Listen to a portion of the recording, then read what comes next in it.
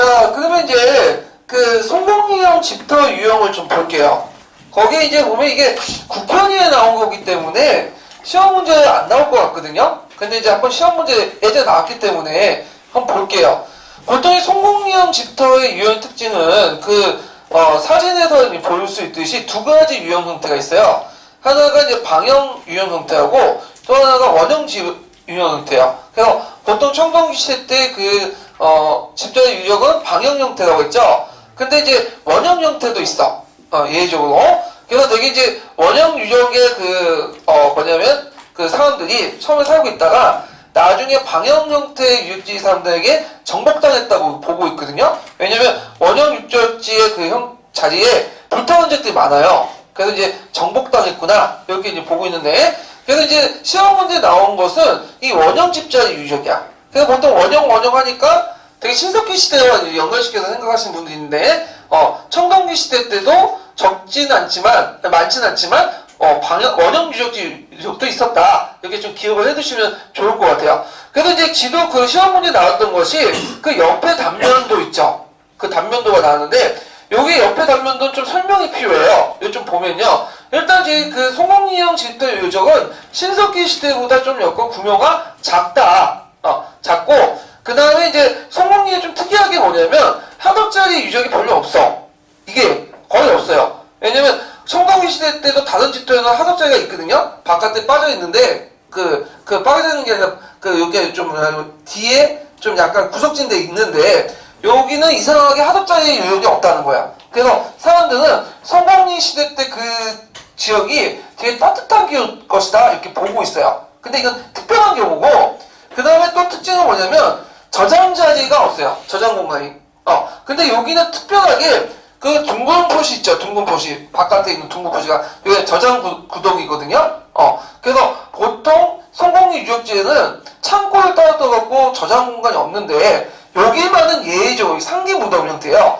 상기만 유적 형태는 저장자리에 있다. 예외적인 거야, 이거든요. 네. 그 다음에 여기 이제 또 보면 중간에 파져있는 공간 있죠? 파전 공간. 그 용도에 대해서 여러 가지 얘기했는데, 작업하는 공간 아닐 것이냐, 이게 보고 있어. 작업공으로. 그러니까 이거는 파져있는 공간을 하덕자리 이렇게 생각하시면 안 돼. 잘못하면 이 신석기의 하덕자리 생각하고 또 원형이니까 이거 신석기 아니냐, 이렇게 오판할 수 있는데 이게 아니라는 거죠. 예. 그래갖고 이런 특징들을 가지고 있다는 것을 이제 알고 보시면 되고요. 이 송공리형 집터 유형은 어디에도 또 보이냐면 일본에서도 보여요. 그 말은 어떤 의미가 있을까? 야요이 시대에 보이는데, 우리나라의 문화가 어디까지 영향을 줬다? 일본에 영향을 줬다. 이렇게 이제 볼 수가 있겠죠. 자, 그래서 이제 이 송공리형 집터의 유형의 특징들을 좀 보시면 된다. 예, 이렇게 이제 보면 되고요. 자, 그 다음에 이제 뒤에 11페이지에는 분모 형태가 쭉 있는데, 그거 각자 보세요. 이거 아까 지금 설명한 부분들이에요. 예. 자, 그러면 이제 관련된 문제를 이제 풀어볼게요.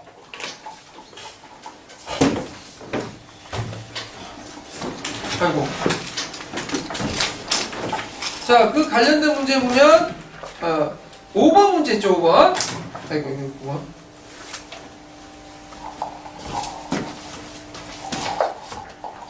자, 5번 문제 보면 가와 나의 집자리에 관한 설명 오는 것을 보기에도 보는 것은 이렇게 했는데, 자, 요거 가는 신석기예요, 청동기예요?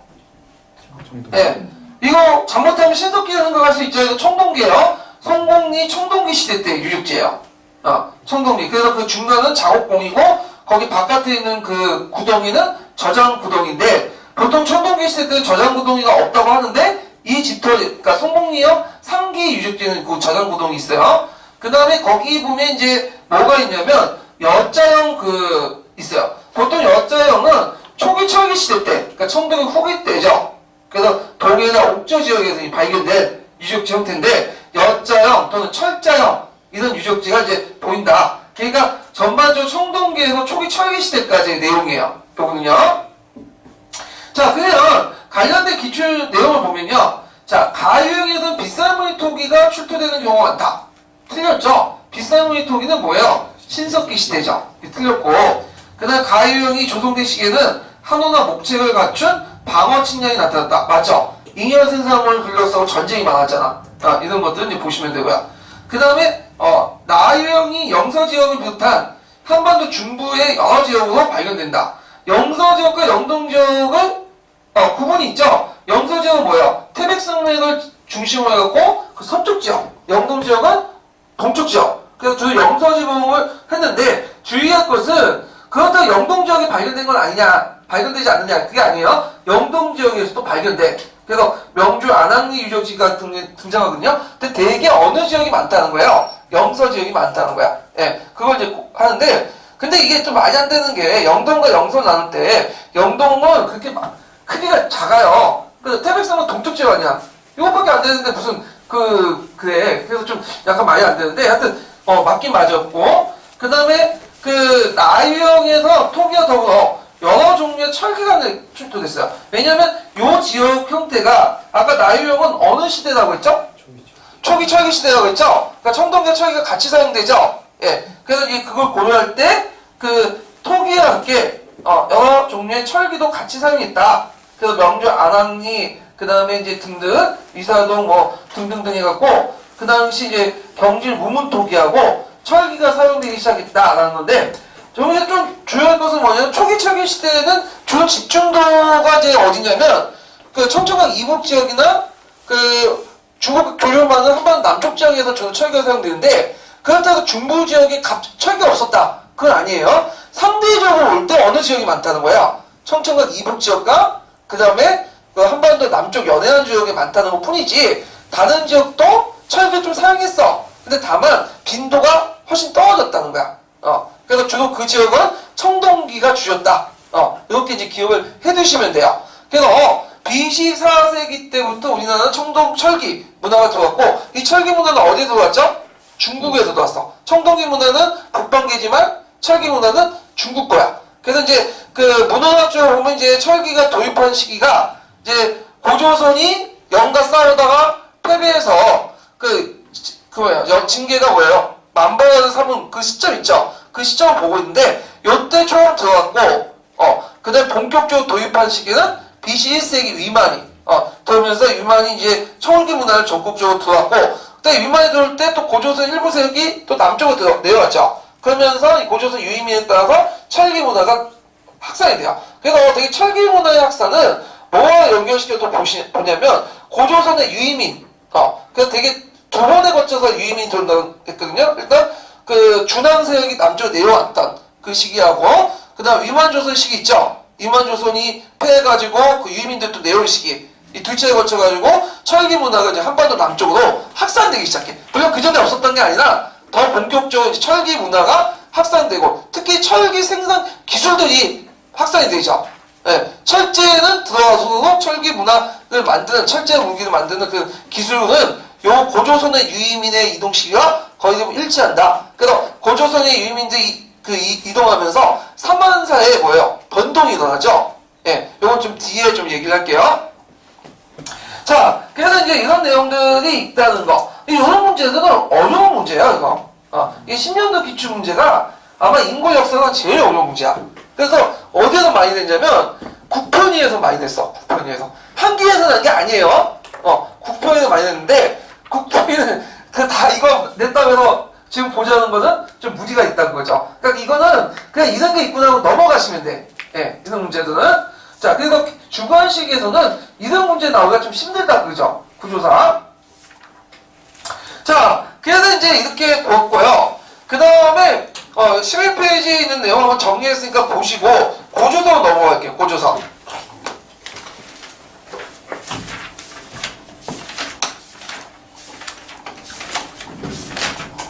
자, 고조선이라는 말은 그 포셈에도 나온 것처럼 조선 이전에는 주로 이제 고조선은 단군조선, 기자조선, 위만조선 중에 어디를 지칭했을까요? 단군조선을 지칭했어. 고조선은.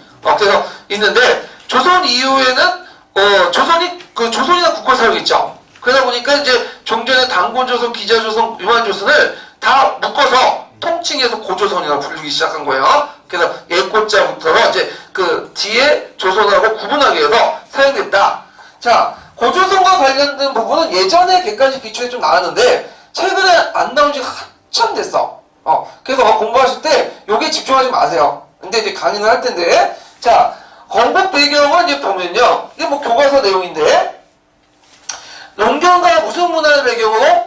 청동기 문화를 배경으로 군장 국가에서 건국해서 그 철기 문화를 수용해서 연맹체 국가로 성장했다. 그렇지만 중앙집권 국가로 성장하지 못했다. 이런 것도 있죠.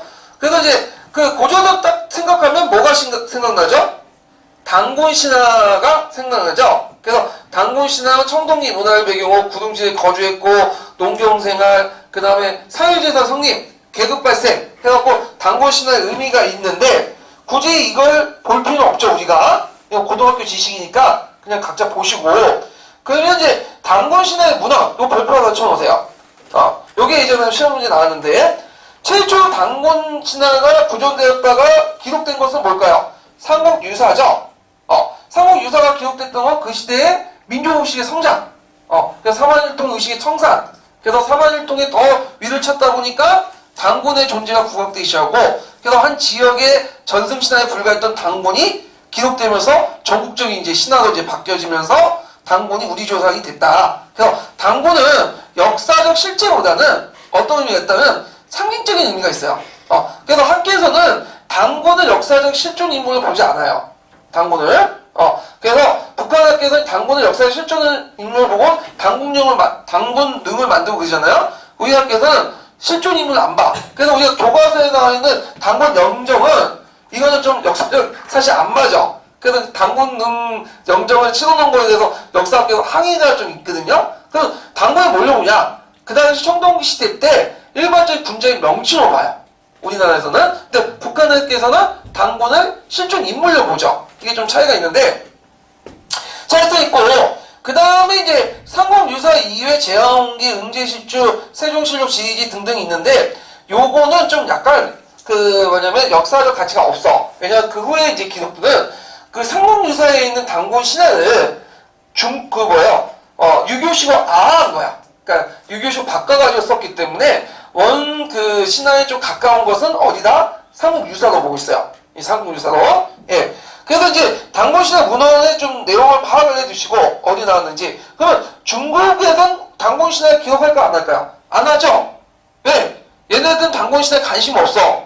보통 신화는 자기 나라 역사에서 기록하지 남의 나라 역사에서는 기록하지 않아요. 그래서 고조선에 대한 기록은 있어요. 뭐 사학이나 이런 데서는. 근데 그건 뭘 중심으로 기록한 거죠? 자기 나라의 관계에서 교육 관계나 그런 데서 기록을 한 거지 남의 나라 역사, 남의 나라 신화를 자기 나라 역사에 심지 않아. 이건 어느 나라도 마찬가지야.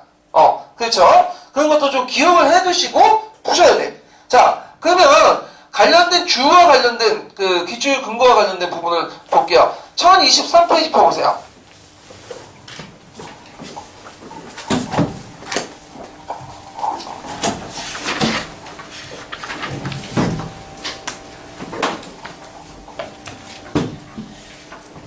자, 여기 보면 이제 그 14페이지 14번 보면 1023페이지 14번 보면요. 이렇게 있죠.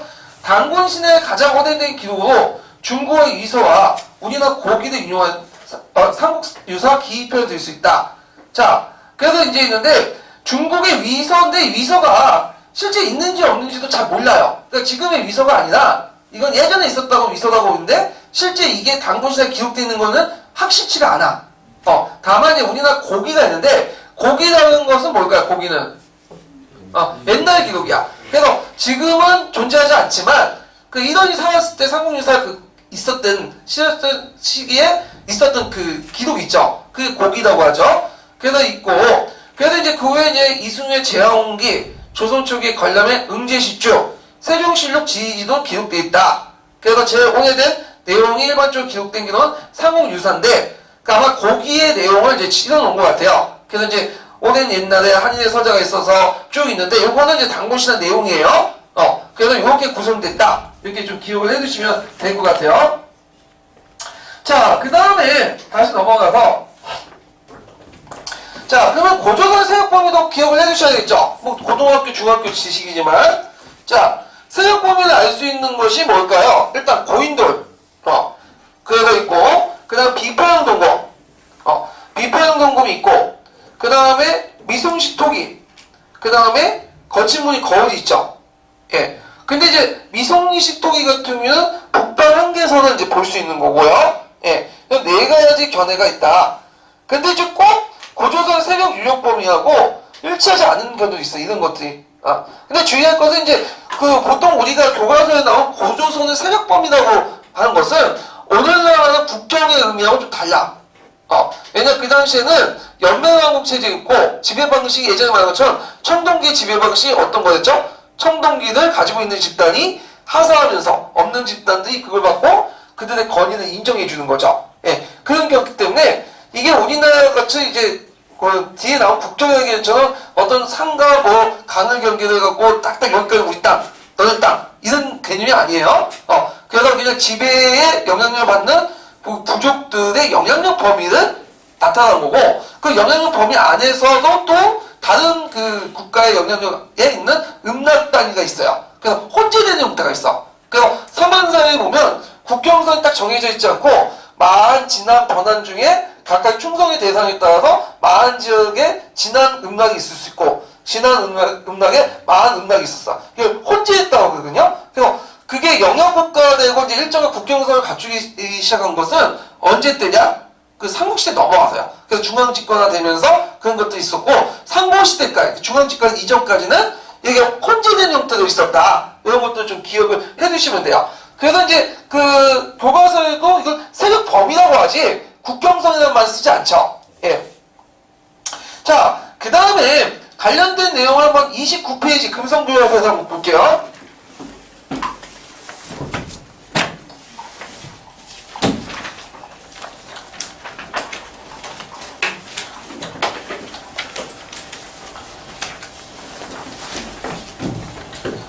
자, 거기에 보면 이제 그 고전의 성립과 관련된 내용이 있는데 당권 신화 건국 이야기가 쭉 나오죠. 그래서 이제 그 신화적 요소가 후대에 첨가된 내용이 있다. 청동기 문화를 바탕으로 했는데 되게 고조선이 성립된 시기를 BC 2333년으로 보고 있거든요. 기록에 의하면 이게 이제 삼국유사의 기록이 아니라 통감에 대한 기록이야. 근데 이제 책마다 이제 삼국유사 기록이 있어서 좀 잘못된 건데 통감의 내용이고 그 내용은 제가 기출문제 분석지에 많이 실어놨어. 그걸 읽어보시면 되고요. 되게 중국 기록에 보면 고조선이 기원전 7세기 때 상동반도 제왕 교육했던 걸 보고 그 이전에 고조선이 있었을 거 아니에요? 그러니까 되게 BC 9세기 정도에 고조선이라는 나라가 세워졌다. 이렇게 학계에서 이제 보고 있어요. 그래서 이제 지표 유물로서 기파동건, 탁자식 고인돌, 미소식 토기, 팽엽토기 이런 것들 이제 볼 수 있고 그 다음에 고조선의 성립 시기와 이제 중심지 위치해갖고 세 가지 설이 있죠. 하나가 뭐예요? 제평양선, 요령설, 이동설. 근데 학교의 주요 관점은 이동설이죠. 그래서 BC 9세기까지는 저 대능화 부근에 있다가 그 다음 BC 4세기 이후에 어디로 이동했다? 대동강 이남으로 이동했다. 이동설인데 그리고 제평양설과 제요령설에 대한 관점도 있어요. 그래서 한국 특강에는 그거에 대해서 막 자기끼리 논쟁이 있었거든요. 근데 이건 시험 문제 절대 안 나와.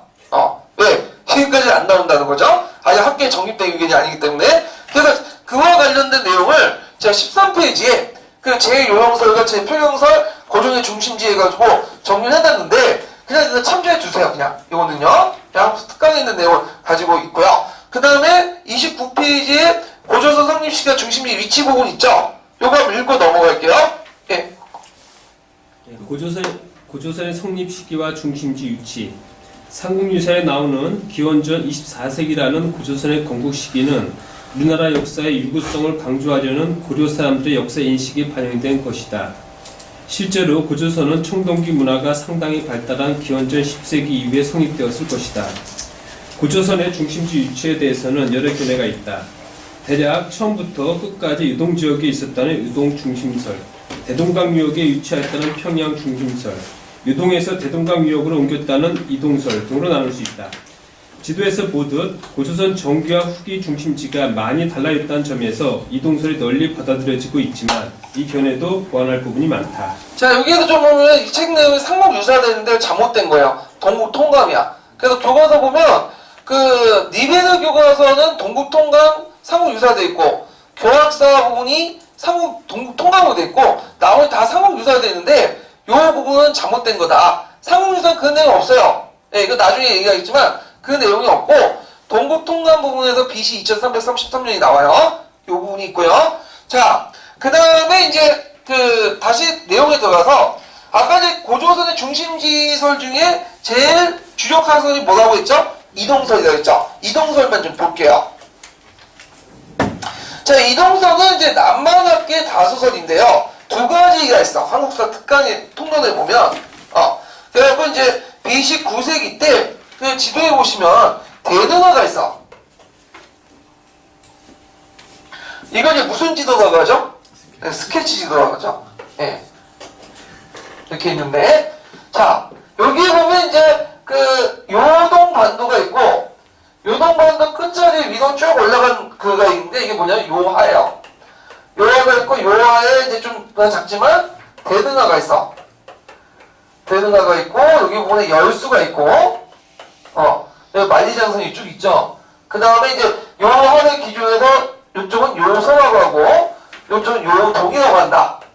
이렇게 있고, 여기 이제, 대동강이라는데, 대동강을 폐수라고 했어요. 근데 폐수가 고대시대 때는 보통 강의 지칭, 일반 명칭이거든요. 고유공사가. 그래서 폐수의 위치 가지고 이제 논쟁을 하고 있는데, 그건 시험 문제 안 나오니까, 그건 떼버리고. 자, 그럼 여기에서 이제 볼 게 뭐냐면, 보통 이제 처음에는 대능화 부근이었다가, 나중에 BC 4세기 때 뭘로 이동했다 했죠?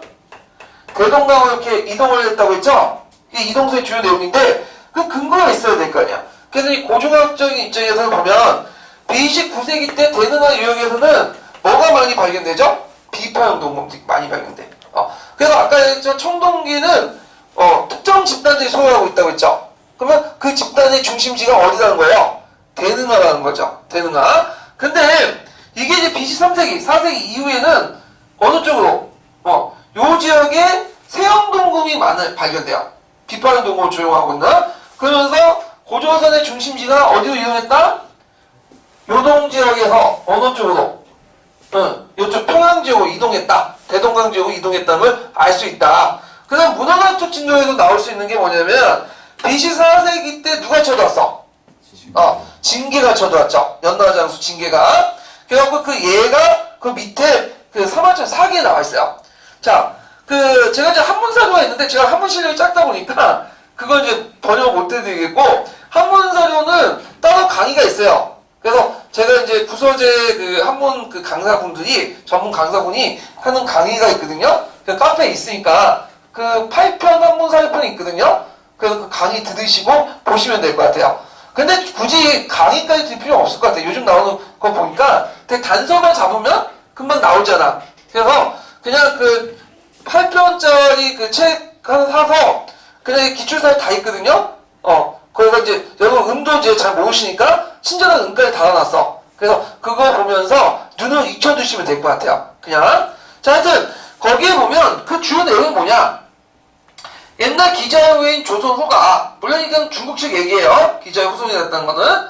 그래서 기자 주가 세아지가 연이 스스로 높여 왕이라 칭하고, 자, 동쪽의 침략을 보고 조선 후 역시 왕이라 칭하고 병사와 함께 연을 꺾어 공격하여 주 왕실을 받들려고 했는데, 그 대부 얘가 가여 이에 중지하고 얘를 사실을 모아서 연을 보내 설득과 공격을 중지케 했다. 이 내용이 있고요. 뒤에 그 자손이 점점 교만 포악해져서 연의 장군 징계를 보내 연이 그 서방을 공격하여 땅 2000리에 빼앗아 만번안을 이루어 이를 경계를 삼았으니 조선이 드디어 쇠약하게 되었다. 그래서 만번안의 경계에 세워진 위치가 어느 부분이에요?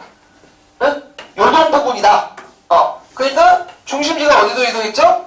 저쪽 평양으로 이동했다. 이게 이제 학계의 문헌활동 증거로서 이제 제시를 하고 있죠. 이때 좀 눈여겨볼 게 뭐냐면, 이때 연의 철기 제작 기술이 뭐예요? 도입됐다는 거죠. 그래서 BC 4세기 때 연의 철기 제작 기술이 도입돼서 철기 제작 기술이 어디까지 퍼졌냐면 청천강 이남까지, 이북 지역까지 퍼졌다. 이렇게 이제 보시면 되겠죠. 자, 그 다음에 위만조선을 보죠. 위만조선. 자, 위만조선과 관련된 기록도 삼국지 위서에 있어요. 삼국지 위서. 자, 이게 이제 위만이라는 사람이 어떻게 이제 고조선에서 구했냐면, 원래 위만은 노간의 연나가 노간의 부하 장수예요. 그래서 이 노간은 어떤 사람이냐면 그 유방의 불화 친구야. 아주 친한 친구인데 나중에 유방이 한나라 건국하면서 노간을 그 연나라 왕으로 임명했어. 근데 이제 연나라 왕 노간이 그다음에 흉노가 결탁된다는 걸 알게 된 그 유방이 얘를 치려고 하니까 얘가 노간이 이제 그 흉노 쪽으로 도망가다 나중에 죽게 되거든요. 하여튼 그 노간의 부하 장수였던 위만이 자기 일족들을 데리고 어디로 건너왔냐면 고조로 건너왔어. 그래서 이제 그때 준왕이 참 불쌍하다 생각해갖고 또 그 병방의 서쪽 경계 지역을 지키는 장수 임명했죠. 근데 이 사람들이 이제 그 당시 그 지난 조치기 때 막 유민들이 많았어요. 그 유민들을 통합해가지고 군사를 길러서 준왕을 치고 지가 조선을 꾹꾹 먹었죠. 그러면서 이제 고조선에서 위만 조선으로 넘어갔다. 그 내용이 주요 내용인데, 그러면 여기서 이제 주의할 것은 뭐냐? 여기서 좀 중점적으로 볼 게 뭐냐 하면, 위만 조선의 무슨 문제죠? 위만 조선의 출신지 문제죠. 위만 조선은 아까 그 중국에 건너왔잖아. 그러면 이 사람 중국 사람이냐? 아니면 고조선 사람이냐? 이렇게 이제 문제가 생기는데, 대개 이제 학계에서는 어떻게 보고 있냐면, 고조선 사람은 보고 있어. 왜냐면 중국 사람 본 사람도 있겠지만, 왜 그러냐면, 보통 이제 고조선, 동이족이라는 개념에 속하죠. 이 동이족은 예전에도 상동반도 일대에 살았어요. 상동반도 일대에 살다가 중국 세력이 커지면서 그 세력 밑에 있다가 노관이 그 중에 대표적인 한 사람이고, 그러다가 지난 교체기 때 어디로 이동했다는 거야? 고조선으로 이동했다. 이렇게 이제 보고 있거든요. 자, 그 예를 든 게 뭐냐면, 그 교과서 나오는데, 위만이 연에 들어왔을 때, 상투를 틀고 조선으로 입었다. 그 다음 국호를 뭐로 했죠? 조선으로 했고, 그리고 그의 그 토착민 출신이, 정권에 착취한 토착민 출신이 높은 지위에 올랐다. 자, 그래서 위만은 우리나라 사람이고, 고조선은, 조선의 계통으로 단곤조선을 이어가는 것이 위만조선이다. 이렇게 보고 있어요. 물론 그거에 대해서 반발하는 학자도 되게 많아요. 근데 이런 의견들 무시하세요. 어차피 국사교에서 그렇게 적혀있으니까 그거 보면 되고, 예. 그리고 예전에 한번 그 교원대 교수 중에 그 고대사 전공하신 분이 있어. 그분이 어떤 말을 했냐면, 그 위만이 중국 사람이다. 이렇게 얘기를 한 거야. 그날 그 게시판에 난리 났어요. 죽일 놈이라고 막.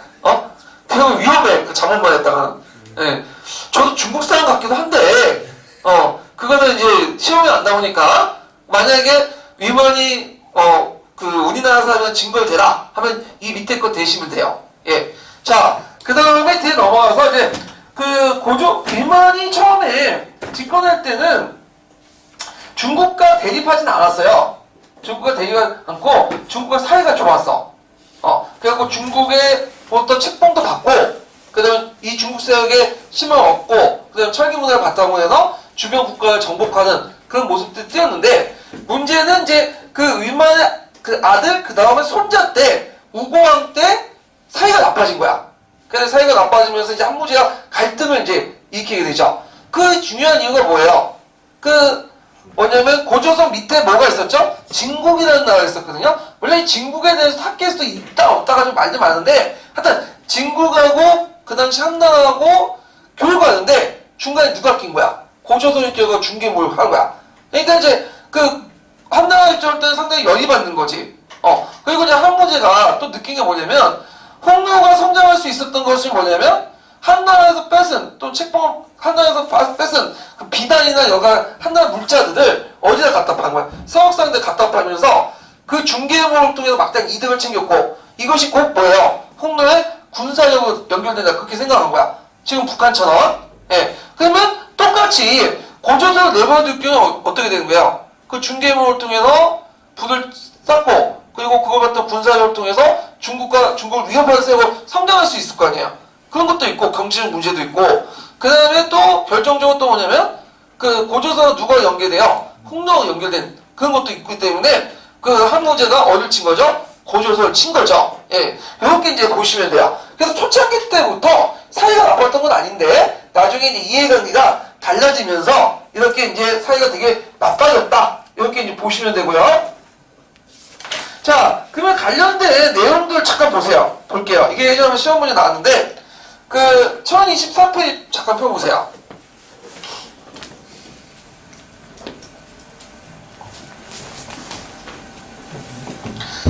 그래서 이제 위만이 처음부터 이제 나쁜 게 아니라 그 뭐냐면 나름대로 이제 뭐냐면 한해 어떤 세력을 받고 성장한 내용이 있어요. 예전에 한번 시험문에 나왔던 부분인데 한번 읽어볼게요. 그 1023페이지 주 13번 한번 읽어볼까요? 그 다음 뭐 누구? 제가 기사 할게요. 네. 유만은 고조선의 준하에게 건병이 되기를 청하여 고조선의 서쪽 변경을 수비하는 일을 맡았고 준왕의 신임을 받아서 박사에 임명되었으며 백리의 땅을 받는 한편 규도 하사 받았다. 그는 차츰 유이민을 모아 자신의 세력을 기른 다음 준하에게 사람을 보내 한군이 공격해 오니 왕을 호위하겠다고 거짓 보고하고 준왕을 쳐서 정권을 빼앗았다. 이때 준왕은 근신과 궁인을 끌고 백길로 하늘로 가서 한왕이라고 칭했다.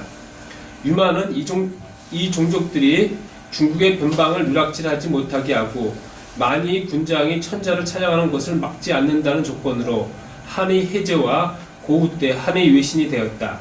이를 배경으로 군사력과 경제를 강화한 유만은 진본, 임둔을 포함한 주변 지역을 복속시켜 사방 수천 리를 세력권에 넣게 되었다. 자, 그래서 여기에서 알 수 있는 것은 처음부터 한과 갈등 관계에 있었던 게 아니라 한나라의 도움을 받았고 주변 국가들 정복했고 물론 이 철기 문화도 있었죠. 이런 것들 좀 기억을 해두시면 될 것 같아요. 그때 이제 준왕은 밑에서 사만의 영도자가 됐다고 그러죠. 그리고 나중에 조선시대 때 이걸 무슨 정통설로 이제 계승됐죠? 사만 정통설과 이제 관련돼서 보시면 될 것 같아요. 그리고 여기서 나오는 그 이름 중에 고호가 있어. 고호는 이제 누구냐면 유방의 부인이에요. 유방의 부인. 한동안 권력을 장악했던 사람들이죠. 유방의 부인 좀 기억을 해두시면 되고, 자, 그 다음 뒤에 넘어가서, 자, 본문 다시 돌아가서요. 자, 그래서 이제 국가의 성격을 보면 구성원은 조선계 유인민 세력이고, 그 다음에 고조 토착 세력이 연합해서 국가를 이뤘다. 일부 한인 세력도 있었다. 자, 정복 국가가 성장했는데 지리적 이점을 이용해서 압록강 중류와 예와 남방의 진과 중국과 교류를 하는 것을 막고 중개 무역의 이익을 독점했다. 이 예라 세력은 압록강 중류에 있는 세력이 있어요. 중류. 그래서 나중에 이제 얘가 고조선이 너무 그렇게 하니까 어디에 한나라에 항복하죠. 거기에 이제 그래서 창해고를 설치했지만 곧바로 패했다. 이런 내용이 있는데, 자, 하여튼 그러니까 이제 한나라 침략 원인이 됐고요. 그리고 고조선 이후부터 이때 이만조선부터 철기 문화가 본격적으로 수행했죠. 그래서 정부 활동을 통해서 영토가 확장되고 농업과 모기 생산을 통해서 수공을 발전됐고, 자, 항모제 침입 배경 아까처럼 설명을 했죠. 그래서 처음에는 잘 안 됐다가 이제 두 번에 걸쳐서 침략에 걸쳐갖고 그 안에 주주파와 주화파 갈등을 겪은 다음에 결국에는 주화파가 승리해갖고 항복을 했었죠. 근데 이제 그 정복하는 과정에서 순탄치 못했어. 그래서 두 번에 걸쳐서 거의 간신히 점령했고, 그리고 그때 참여했던 장군들 중에 상당수가 또 처형당하거나 아니면 서인으로 간등당하는, 그래서 꼭 그 완벽한 승리는 아니었다. 하여튼 고조선이 멸망한 후에 그 자리에 뭐가 설치됐죠? 한사군이 설치됐다. 요게 있거든요. 그러면 금성교과서에서는 고조선 정복이 고조선과 한나라와 싸운 전쟁의 의미를 관련된 내용이 있으니까 한번 읽어볼게요. 자, 30페이지 펴보세요.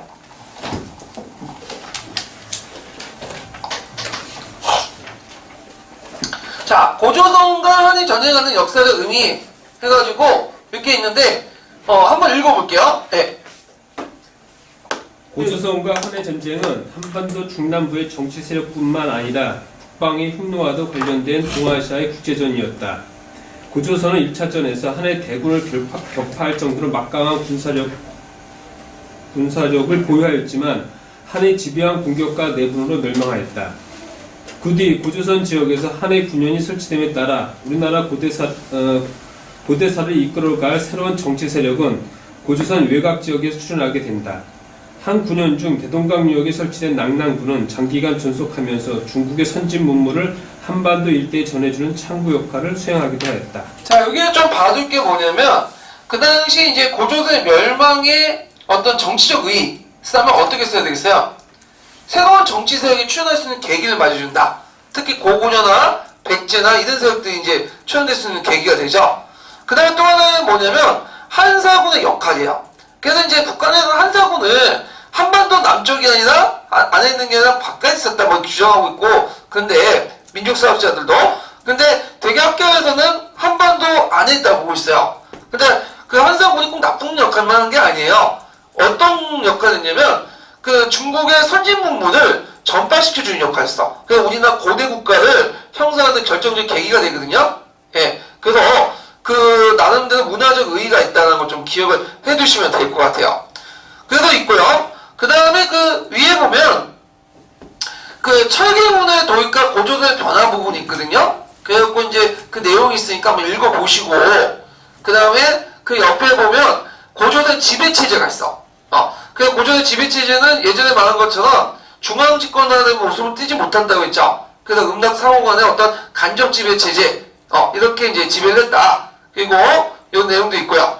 그 다음에 이제 그 고조선 사회문화 모습도 있고, 그래서 이제 그때 노비들도 많고, 노비들 중에 순장하는 사람도 많아요. 그래서 고조선 같은 순장모가 있어요. 강상모라고 해서 순장모지가 있고, 뭐 이런 내용들 좀 보시면 될 것 같아요.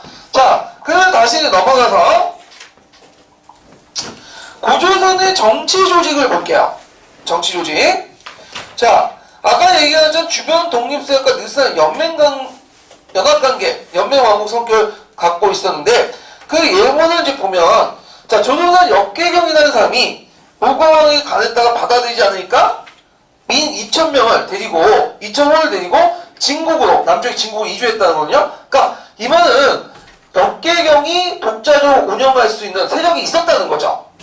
그래서 이렇게 독립세력이 있었다. 이런 것들을 이제 볼 수 있고요. 그 다음에 관료제도도 이제 기록사에 보이는데요. 자, 기록사 간직 명칭에 보면 상, 대신, 대부, 장군, 박사, 도의 이런 것도 있는데 중국식 간지와 토착 간지가 같이 있었어. 그래서 중국식 간지로서는 상, 대신, 대부 이렇게 있고, 그 다음 토착 간지는 경이 있어요. 그래서 이제 아까 얘기한 것처럼 조선상 역계경이라는 간제를 볼 때 상은 뭐죠? 중국식 간제, 역계경은 토착 간제예요. 그러니까 두 개를 같이 사용했다. 그 외에도 이제 장군, 그래서 장군이 독립적으로 있었고, 그래서 장군이 독자적으로 있다는 것은 전문적인 군사 지도자가 있었다는 거예요. 그 다음에 박사, 고대 시대 때 박사는 지금 박사는 이제 주로 학문적인 측면만 하잖아요. 근데 고대 시대 때 박사는 학문적으로 뛰어난 사람도 있겠지만 특정한 뭐냐면 능력을 갖고 있는 기술자도 박사라고 했어요. 그래서 이제 와박사라는 거 있죠. 와박사. 와박사 뭐야? 기와를 잘 굽는 사람. 기술자라는 개념도 그 박사에 포함된다. 자, 그 다음에 도의, 지방장관 있고, 그 다음에 비왕이라는 명칭이 보이거든요. 그래서 이제 비왕은 고추가나 갈무난 같은 존재, 여기 비정하고 있어요. 그래서 이제 이런 내용들이 있다. 그래서 이제 있고, 그래서 이렇게 보시면 돼요. 자, 그 다음 뒤에 넘어가서 고조선 사회를 보죠. 자, 고조선 사회에 잘 볼 수 있는 게 팔조법이야. 이 팔조법은 어디에 적혀 있을까요? 이거 꼭 외워두셔야겠죠. 한서지휘지. 한서지휘지에 나와있죠. 자, 팔조법의 내용은 굳이 설명 안 해도 다 아실 거예요. 그런데 그 의미를 보면, 자, 국가, 그 사회가 인간과 생명, 노동력을 매우 중요시했다. 그래서 이제 농경사회, 그 다음에 그 인신적 지배와 관련돼서 볼 수 있고, 그래서 사회주의 침해에 대해서 강력하게 이제 징계해서 사회주의를 보호했고, 돈을 내고 노예를 면한 자도 가능성 결혼한 상대를 찾지 못했다. 그래서 신분과 계급의 경계가 엄격했고, 이 사회가 노예사회라는 걸 알 수 있죠. 그래서 그 노예사회를 이제 알 수 있는 것들 중에 하나는 제도가 순장제도야. 그래서 그 아까 얘기한 것처럼 그 고조선 유적지 중에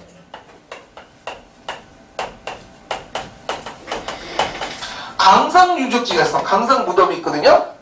이 강상 무덤에서 대규모 순장의 풍습들이 보이게 돼요. 그래서 강상 무덤, 누상 무덤 이런 데서 그 노예제의 어떤 모습을 보이고 있다.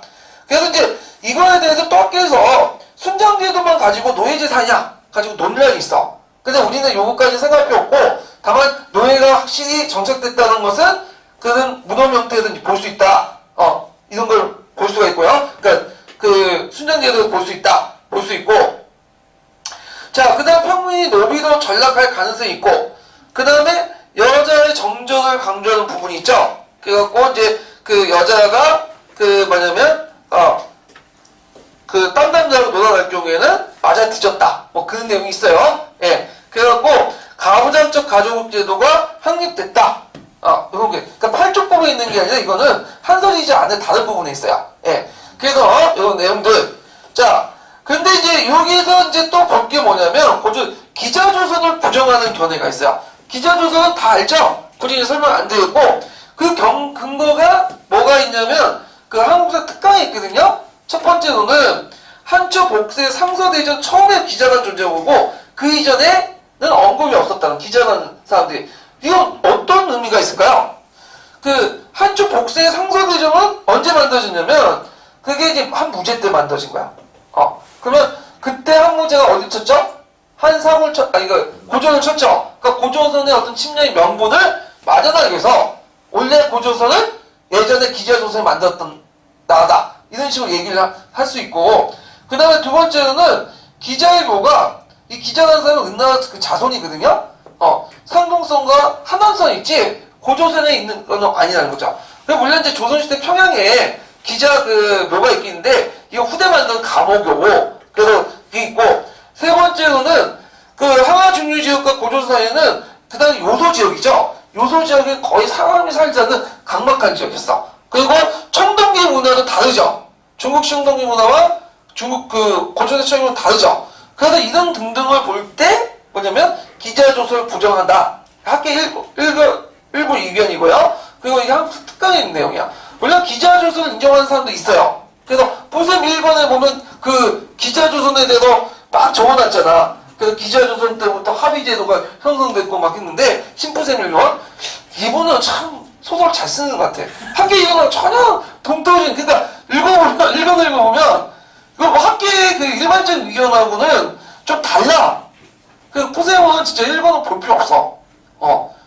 그분의 그냥 그 생각이야. 그냥, 예. 자, 하여튼 이렇게 이제 보면 되고요. 그러면 여기에서 이제 고조선 자체도 중요하지만, 고조선의 인식 변화도 이제 중요해요. 후대에 어떻게 인식했느냐. 자, 거기 보면 이제 3조선설 있죠? 제왕계 처음으로 제시했죠. 3조선은 뭐예요? 단권조선, 기자조선, 임한조선, 이렇게 있고, 그 다음에 사만정통로라는 개념이 있어요. 이건 나중에 다시 얘기할 텐데, 이 사만정통은 조선 후기 때, 명청 교체기 때, 이제 청나라가 등장하니까 명예정통이 어디로 갔다는 거야? 우리나라로 왔다. 그래서 그 우리나라에도 역사상 정통성이 등장하죠. 그래갖고 사만정통이 등장하는데, 자, 사만정통의 내용을 보면, 단권조선 정통이, 단권조선은 우리가 혈통의 조상이니까, 기자조선은 이거는 중국의 문화에 어떤 받았다는 의미가 있고, 도중에 뭐가 빠졌죠? 임한조선이 빠졌죠. 임한조선이 왜 빠졌어? 이는 찬탈했잖아. 찬탈했으니까 빠지고, 그러니까 역사적 실제는 인정하지만 찬탈했기 때문에 정통이 없다는 거야. 그리고 준왕이 어디로 나왔어요? 사만지역으로 내왔죠. 그래서 한왕이라고 칭하죠. 그래서 요때부터 정통을 보죠. 그래서 이게 뭐가 되는 거죠? 사만정통론이 된 거야. 그래서 이 사만정통론은 대한제국에도 영향을 주죠. 대한제국 때 한이라는 국가를 사는 거, 대한제국이라는 때 한이라는 국가를 쓴 거는 몰래 중흥의식을 한 거죠. 사만정통성의 중흥의식을 봤다고 해서 한이라는 칭호를 쓴 거죠. 국호를. 그리고 통일신라. 중간에 삼국이 있지만 삼국은 뭐다? 너무 정통이 다 있기 때문에 무통을 받죠. 예, 이렇게 이제 해서 사만정통론인데, 이건 조선 후기 때 상당히 큰 영향을 줬다. 그래서 고조선은 고조선 그 역사 실체도 있지만, 후대 사람들이 단권조선과 고조선을 어떻게 믿고 있느냐, 그것도 상당히 역사적 사실이다. 이런 것도 좀 기억을 해두시면 될 것 같아요. 자, 그러면 그 지도서와 관련된 내용을 한번 볼게요. 자, 지도서 242페이지 펴보세요.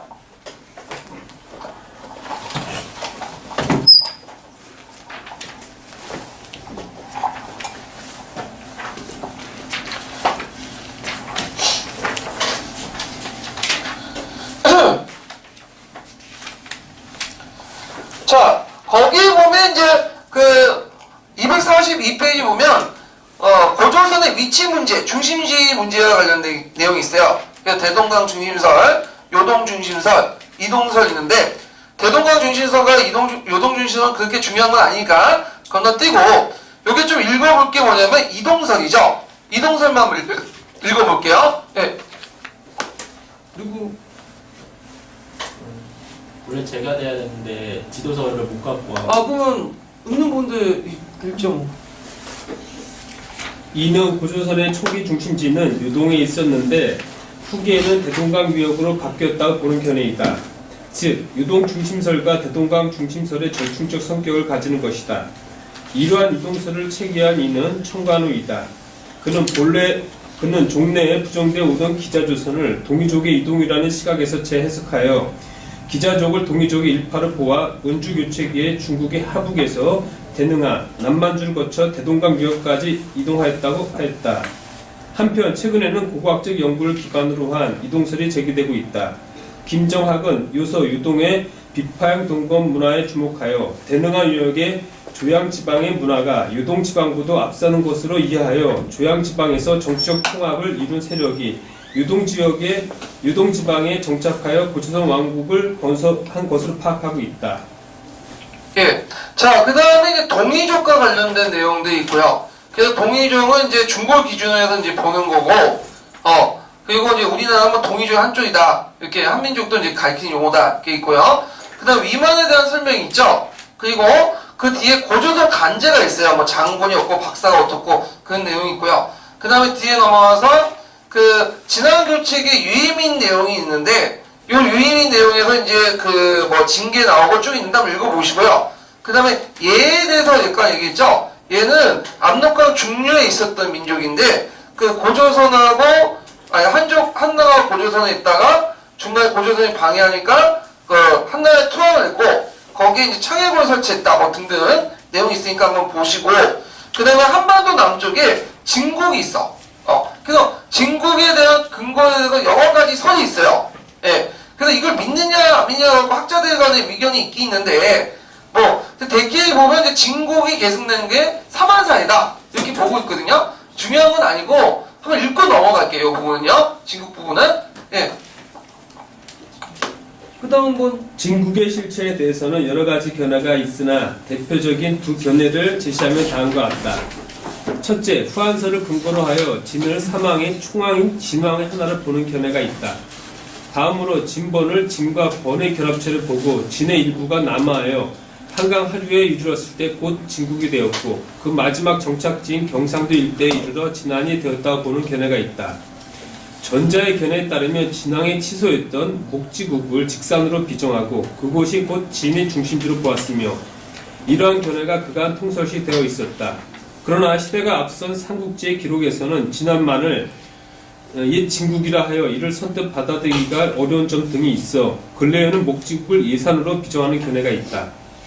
진국의 국가적 성격 및 사회발전 단계에 대해서는 처음 부족국가론이 제기되면서 목지국의 진왕을 중심으로 하는 부족연맹 단계에 이르는 것으로 이해되어 왔다. 그러나 최근의 군장 사회설에서는 진국과 진왕의 관계를 부정하는 가운데 사만을 군장 사회로 이해하는 기준에 따라 진국 역시 군장 사회로 보는 견해가 제시되고 있다. 그래서 여기에는 두 가지 견해가 있는데 아까 얘기한 것처럼 진국의 진왕을 그 당시 사만의 진왕과 연결시켜갖고 연결시켜 견해도 있고 그래서 그걸 이제 목지국은 이제 보는 견해가 있고요. 그게 아니라 이제 진국은 그 당시 부족국가의 명칭에 불과하다 이렇게 보는 견해도 있는데 아까 얘기했지만 이런 거는 그냥 학계의 그냥 의견이기 때문에 그냥 건너뛰면 돼요. 아직까지 뭐 확립된 견해도 아니고 그리고 이제 그 뿌세를 보면 진국이라는 나라는 없고 그 진본방 중국을 잘못 썼다. 그리고 진본 옆에 여러 나라가 있다는 것을 진본방 진국에서 진본 옆에 진국의 나라가 있다 해서 진본이라는 나라 진국의 나라 아예 부정하는 견해도 있어요. 네, 등등이 있다는 걸 좀 기억을 해두시면 되고요.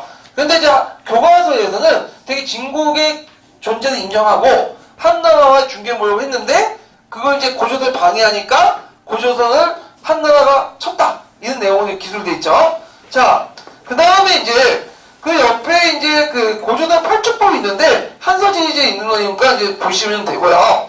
자. 다시 넘어가서 관련된 기출문제를 한번 풀어볼게요. 기출문제.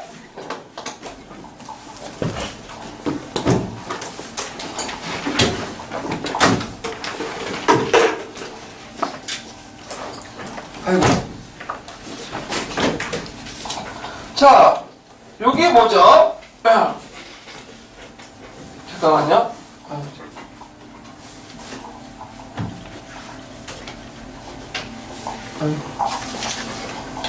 자, 그 1번 문제인데요. 보기의 사유와 근거에 해서 고조선에 대해서 바르게 설명한 것은, 자, 한문사유는 그 기출문제 분석편에 있어요. 자, 한문사유 같이 보면요. 자, 이름을 당군 왕검이라 하였으니 당뇨 즉위 50년인 경인년에 그 도읍하여 평양을 정하고 그 다음에 처음으로 조선이다 했다.